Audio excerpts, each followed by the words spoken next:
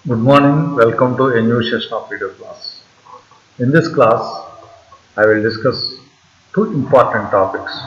One is the electrolysis of water, the other one is the advantages of hydrogen as a fuel. These two topics are there in the syllabus of the renewable energy paper in the 6th semester of final BSc.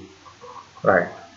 The topics are electrolysis of water and hydrogen, the advantage of hydrogen as a fuel. Right. Electrolysis of water.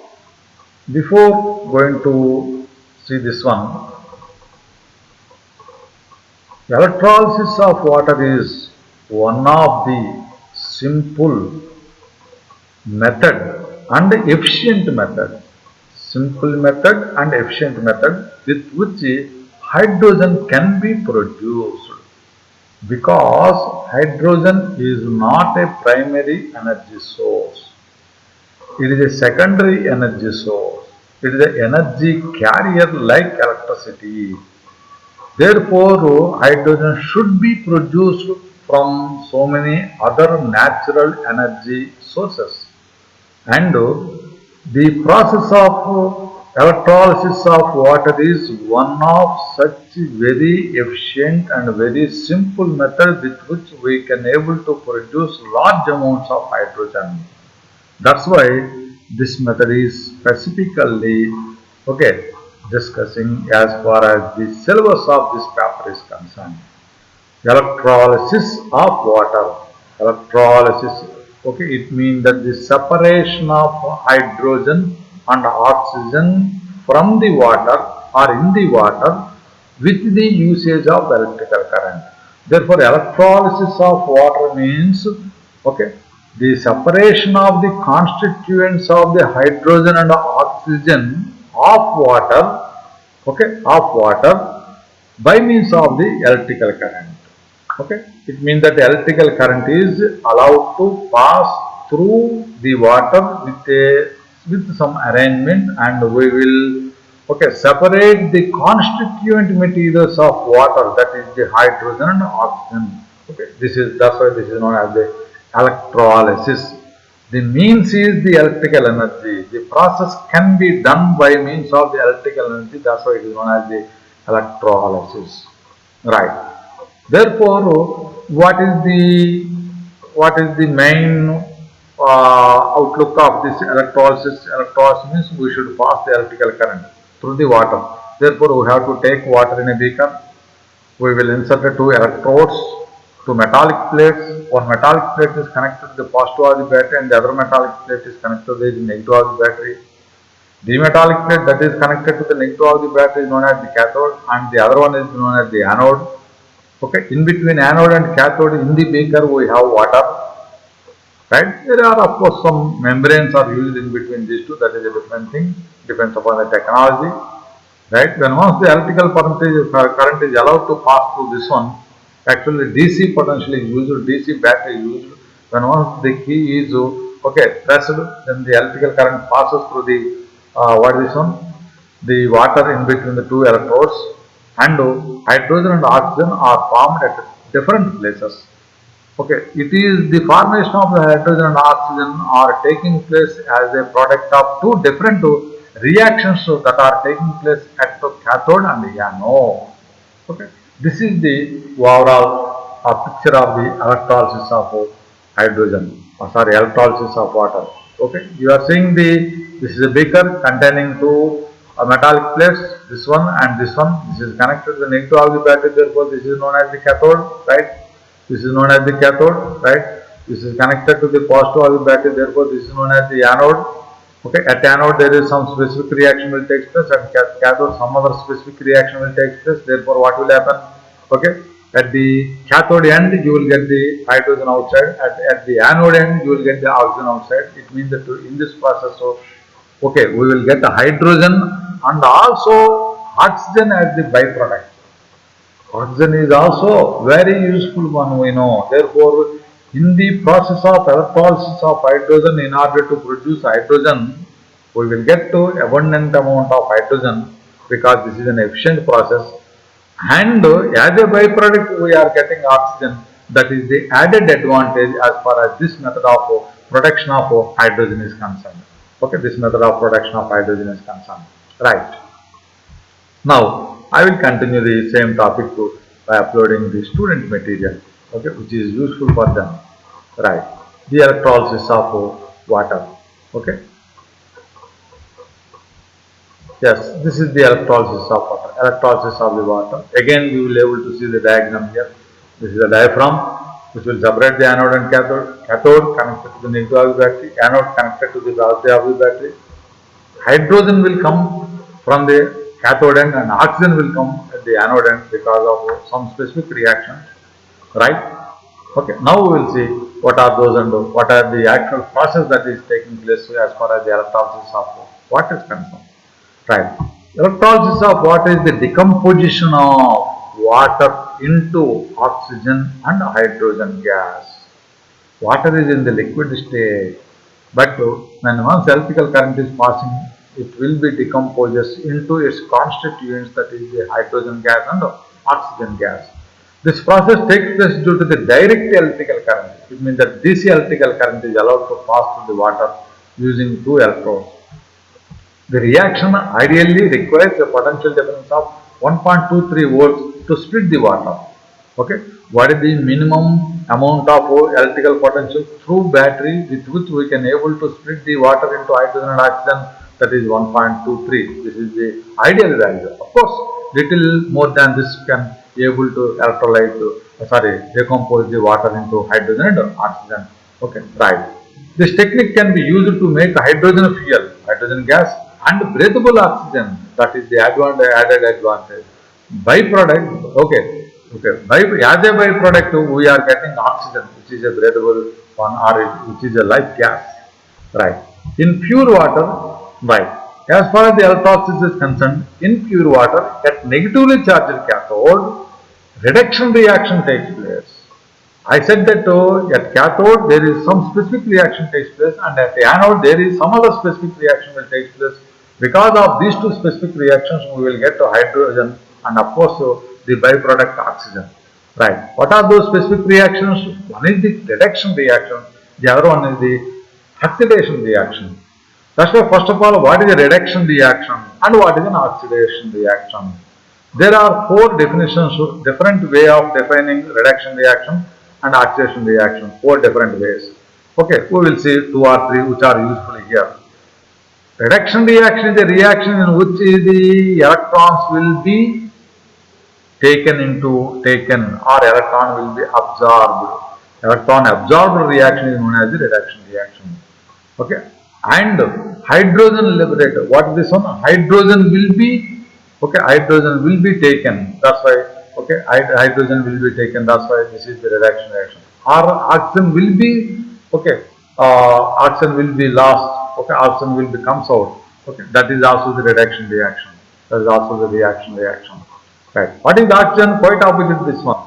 There the electrons are absorbed. Here the electrons are liberated. In oxygen, electrons are liberated. Oxidation. In oxidation, hydrogen is liberated. In oxidation, oxygen is absorbed or oxygen is taken into the reaction. This way, this is the what is one? Oxidation reaction or hydrogen reaction. Reduction reaction. Right. Now, at negatively charged cathode, reduction takes place. Reduction takes place means, see this one? Okay. Electrons are absorbed. Right. How they are absorbed? In water, we have hydrogen ions. These hydrogen ions will combine with the electrons. Hydrogen ions in the liquid will combine with the oxygen and gives hydrogen gas at the cathode, because cathode is a negatively charged plate. This negatively charged plate will provide the electrons. These electrons are absorbed or combined with the hydrogen ions in the water. Now, combination of hydrogen ions in water and the electrons from the cathode will lead to the generation of hydrogen gas. It means that you will get hydrogen gas at the negatively charged cathode. Right. At positively charged anode, oxidation reaction takes place. Oxidation means generation of oxygen. Generation of oxygen. Okay. And giving electrons to the anode. Giving electrons, this is the other definition. Giving electrons or generation of oxygen. Therefore, 2H2O liquid means hydro water gives rise to O2 oxygen gas and 4H plus. This is okay aqueous state of liquid state of what this one 4H ions and 4 electrons and 4 electrons. Right. This is the oxidation reaction that takes place. Because of the reduction reaction at the cathode, we are getting hydrogen. Because of the oxidation reaction at the anode, we are getting oxygen. Both hydrogen and oxygen are generated. Right. The cathode and anode reactions are again actually shown this one, that is 2H2O liquid will combines with 2 electrons, gives hydrogen and OH minus. At the anode, OH minus will decompose into O2 plus H2O, O2 plus H2O plus 4 electrons. Again, you will get the water molecules, right? Therefore, on combining these two, OH will cancel here. Therefore, on combining with these two, you will get the overall reaction is 2H2O, 2 molecules of water on electrolysis produces 2 hydrogen molecules and 1 oxygen molecule. In the gaseous state, you will get 2 hydrogen molecules and 1 oxygen molecule. The number of the hydrogen molecule produced is thus twice to the number of the oxygen molecule. Okay, here in this particular reaction, the number of the hydrogens that are generated is double to the number of the oxygen. Okay, double to the number of the oxygen. Therefore, the produced hydrogen gas has therefore twice the volume of the produced oxygen gas. Electrolytic solution like KOH will be added to the water in order to make the water as a conductor, because water is a very poor conductor of electricity. Therefore, KOH is added in order to execute the process of electrolysis or in order to perform the process of electrolysis. Okay. The energy required to produce hydrogen is 3.5 kilowatt hour per cubic meter. Okay. Each cubic meter of water can be converted into oxygen hydrogen by means of the electrolysis by using an energy of 3.5 kilowatt hours. It means that 3.5 kilowatt hours electrical energy can be able to electrolyte each 1 cubic meter of water to produce hydrogen and oxygen, where the hydrogen volume is double to the oxygen volume that are generated or that comes out as the products. Right. Electrolysis of water takes place with 3 different processes. One is the alkaline electrolysis, the other one is membrane electrolysis, the third one is high temperature steam electrolysis. It means that these are the 3 different techniques in order to perform the electrolysis of water, with the help of alkalines and with the help of a membrane and with the help of a temperature. Right. The efficiency of electrolysis process is about 60 to 70%. The efficiency is 60 to 70%. It means that this is considerably high percentage, high efficiency. Therefore, with this process, we can able to produce more amount of hydrogen as an energy carrier. That's why this is a significant matter. Therefore, we discuss this one as a separate topic. That's why this is about the electrolysis of hydrogen. That is the decomposition of water into oxygen gas and hydrogen gas with the help of electrical current. Right? Next one, the other topic is advantages of hydrogen as a fuel. In the beginning itself, in the introduction itself, we mentioned the significance or the advantages of hydrogen. We know that hydrogen is not a primary energy source. It is a secondary energy source. It is not directly available in the nature. It can be produced from so many other energy sources in the nature. That's why it is known as the secondary energy source. And this is an energy carrier like electricity, energy carrier, energy agent. Okay, right. But this is abundantly available. This is a pure energy source. This is no emission energy source. Okay, and this is eco-friendly energy source, and its energy content is also very high. Therefore, this energy source seems to be the future energy source, and such things already we discussed in our introduction, and the same will be there, I think.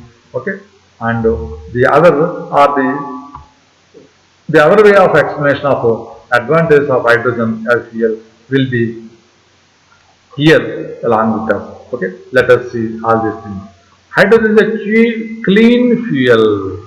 Yes, it is a clean fuel. When it is consumed in fuel cells, only water, electricity, and heat are generated. And hydrogen is consumed in the fuel cells. What are the products?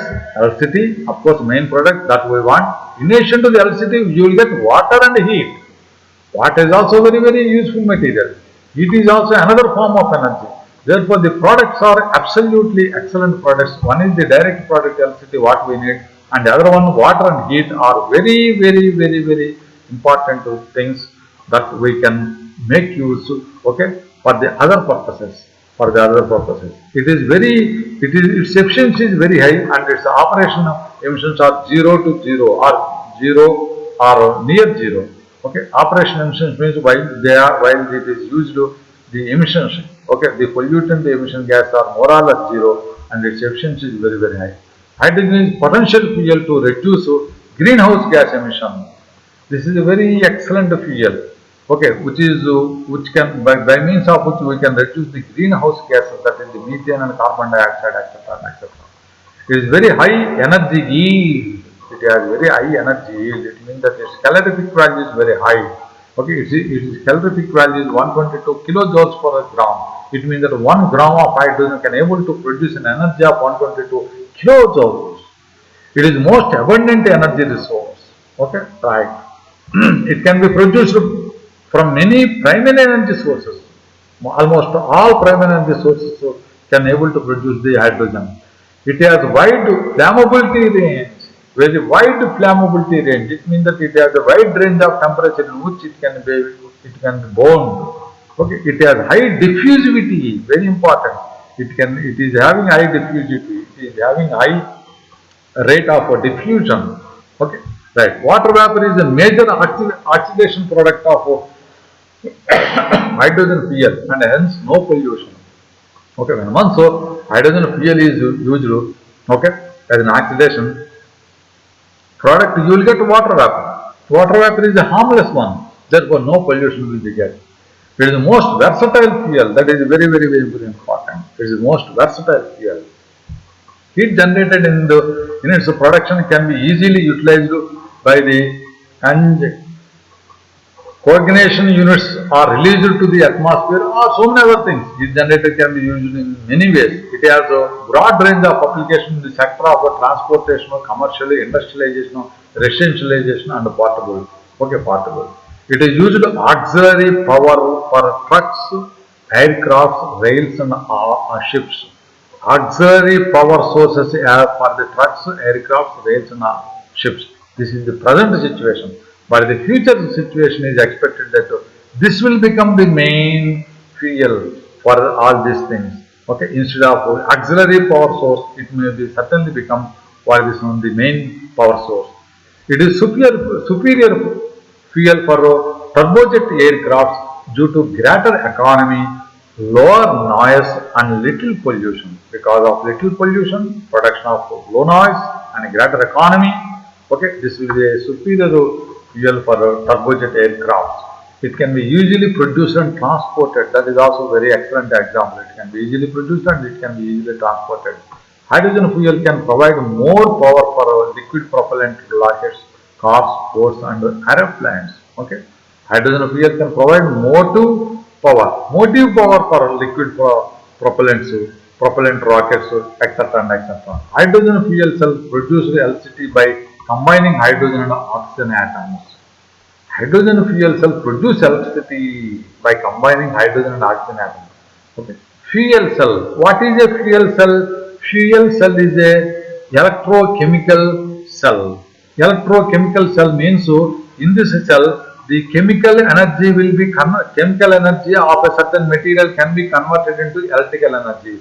Therefore, the fuel cell is an electrochemical cell in which chemical energy can be converted into electrical energy, or chemical energy can be used to produce the electrical energy. Such cell is known as the fuel cell. Hydrogen fuel cell, it means that the material will be hydrogen. Okay, the hydrogen chemical energy will be converted into electrical energy. That's why it is known as the hydrogen fuel cell. And this hydrogen fuel cell can be can be used to produce electricity by combining simply the hydrogen and oxygen. Right. The present world is producing hydrogen fuel cells very abundantly, and they are also used in vast regions and vast applications also. Right. And the future is said to be the future is said to be the future of hydrogen fuel cells. Future of the hydrogen fuel. Such a great invention is the hydrogen fuel cell, and that is such a great application of hydrogen fuel. Right. It gives continuous energy. Therefore, its fuel cells are used to power the devices like hearing aids, video recorders, cellular phones, and laptops. Okay. For all these such appliances, these hydrogen fuel cells can be used because it gives continuous energy. Stationary hydrogen fuel cells are the latest and most powerful fuel cells. Okay, stationary hydrogen fuel cells are what this one producing. They are the latest technology and they are more powerful. They are clean, reliable source of power to cities, towns, and buildings.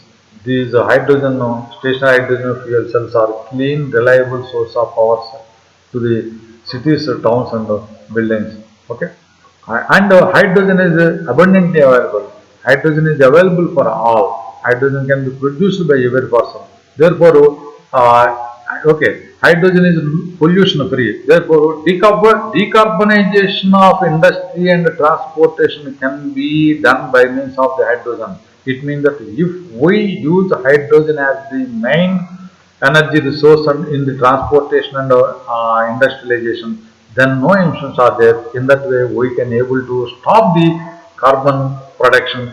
Okay, as far as the present industries and transportation is concerned, and energy independence will be available, and dependence of the countries on commercial energy sources or conventional energy sources will be stopped. Then once the hydrogen is used, what will happen? Okay, we need not depend upon the conventional energy sources or commercial energy sources which are concentrated and available only in few countries. Only in few countries. It stabilizes the energy market. It stabilizes the electricity market also. Hydrogen fuel can stabilize the energy market and the electrical market. Okay, and it is pollution free. In that way, hydrogen is a very efficient fuel or very useful fuel, and in so many contexts, we said that hydrogen is expected to the future energy source along with the nuclear energy, right? Therefore, the coming days or the coming generations certainly use this hydrogen and hydrogen fuel cells as main and the primary energy sources as far as their applications are concerned. Okay, right? See you in the next class.